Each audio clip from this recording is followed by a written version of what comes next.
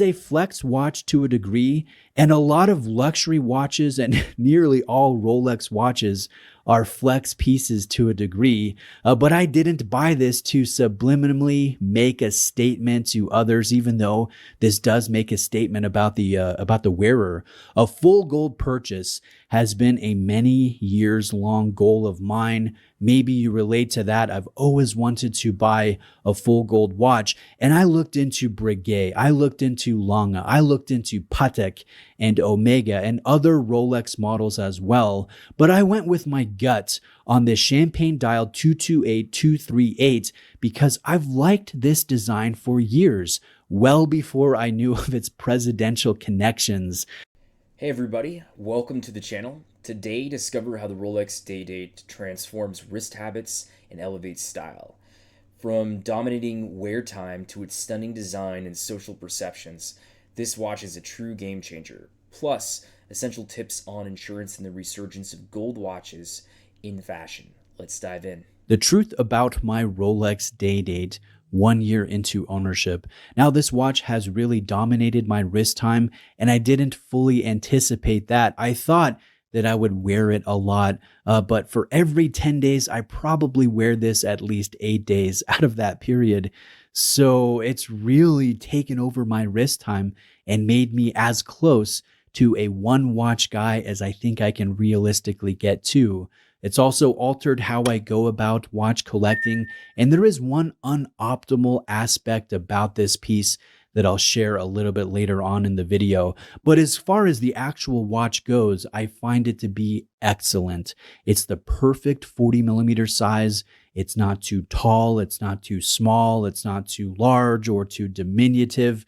I think, the proportions are just excellent, and I find it perfectly versatile. There is nothing that it doesn't match. There is no outfit that it doesn't elevate to a degree.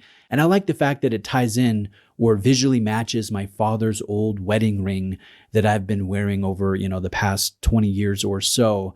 I like that.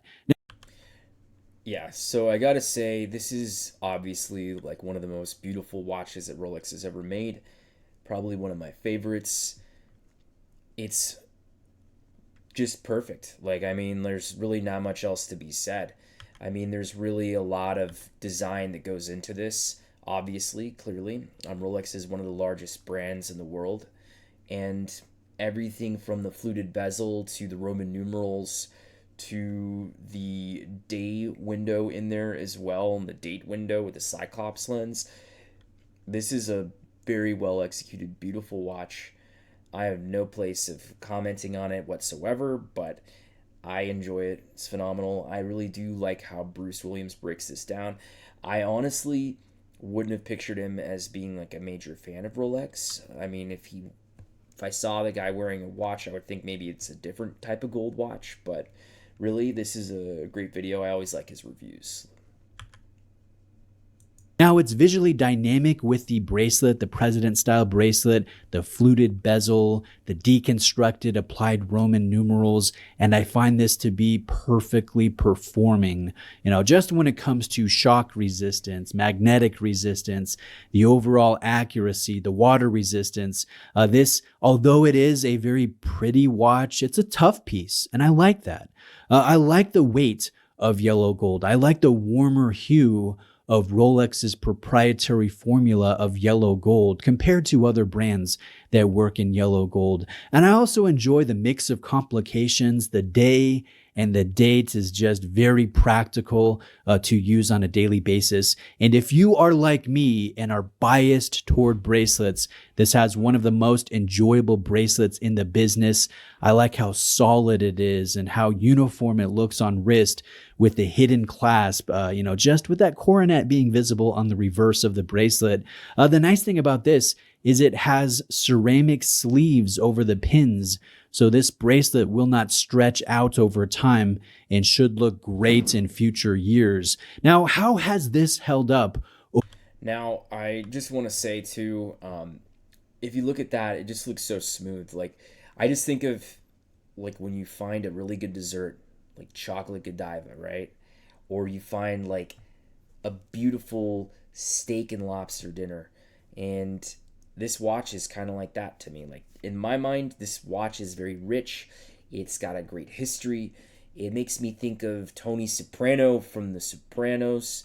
It's just a beautiful watch, and like he said, it really does go with anything.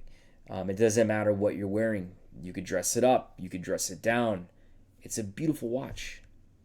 Let's get more into this. For a solid year's worth of wear, and honestly, it's held up a little better than I expected.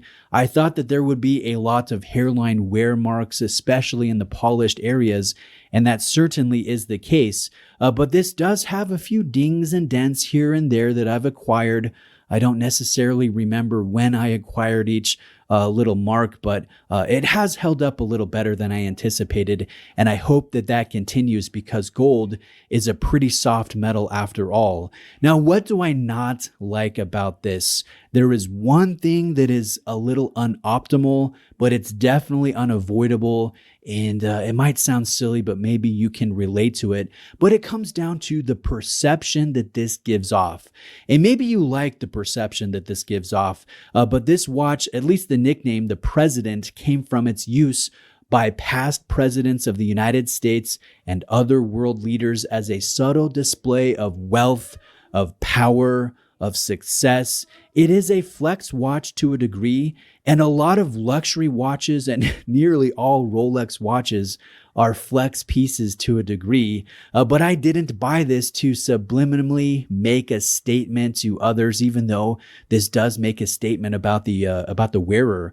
A full gold purchase has been a many years long goal of mine. Maybe you relate to that. I've always wanted to buy a full gold watch, and I looked into Breguet, I looked into Lange, One thing that I really like about this watch is that it is a statement piece, like he said. Some people might look at that as a bad thing, but in my mind, I think it's a good thing, depending on the situation. Sometimes somebody may not know who you are, and they may not have a lot of time to vet you and get to know who you are. So for those individuals, yeah, it'd be nice if people didn't judge people by the surface, but we all get judged by the surface. So that's why the old adage goes, put your best foot forward, do your best, dress to impress, because we can't control everything that others think about us or how they perceive us. However, by putting our best foot forward, we give ourselves the best opportunity. And I think it also is a good way to understand too that, even if we don't judge people that way, people will be judging us. And having a watch like this can be useful in certain environments. Into Patek and Omega and other Rolex models as well, but I went with my gut on the champagne dial 228238 because I've liked this design for years, well before I knew of its presidential connections. So when I look at this watch, I see it as more of a long-term goal fulfillment. That's the statement that it makes to me, but that's not the statement that it makes to others that notice you wearing this watch. And I know that it sounds silly, but it's an honest take on the realities of wearing a precious metal watch regardless of the brand. Steel luxury is a little easier to fly under the radar with, but you really can't do that with gold. The nice thing is 99% of people never notice the watch that you're wearing. And even if they, if they casually notice the light coming off of it, many of them will not be able to place a brand or a specific value on it. It's that 1 or 2% of people who scope wrists that will notice what this is. But hindsight being 2020, would I go back today and rebuy this watch knowing what I know now? And the answer is yes, I would. The watch is not most people's gold watch preference or favorite, but it is mine. I've loved the simpler life of almost being a one watch guy. I don't have regrets in that regard. Ownership has been awesome, and I have found that I buy fewer watches after getting this one. I'm more choosy about what I add to my watch rotation because they have to be good enough to break into some wrist time. I know there's not a lot of wrist time available, but they do have to be good enough to break into some wrist time.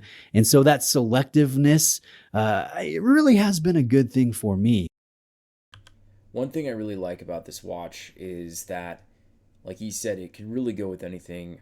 If one were to be a one watch guy, then this could be their watch. Like, there's no doubt about it. It's unique, it's classy, it's simple, but not too simple. And I think, like, yeah, it's a beautiful watch. Like, there's no way around it. Like, they created something special and amazing over at Rolex when they made this.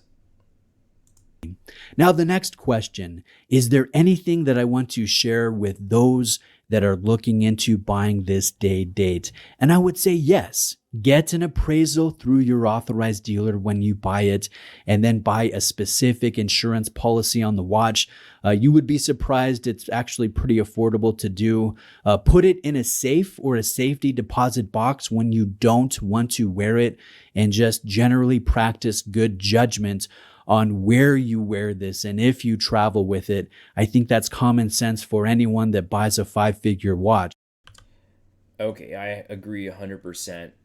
I think that a lot of times people don't take into consideration that anything that's like an asset like this, especially something that appreciates value like a Rolex, hopefully you do hold on to it and pass it on to your family and it becomes a legacy item.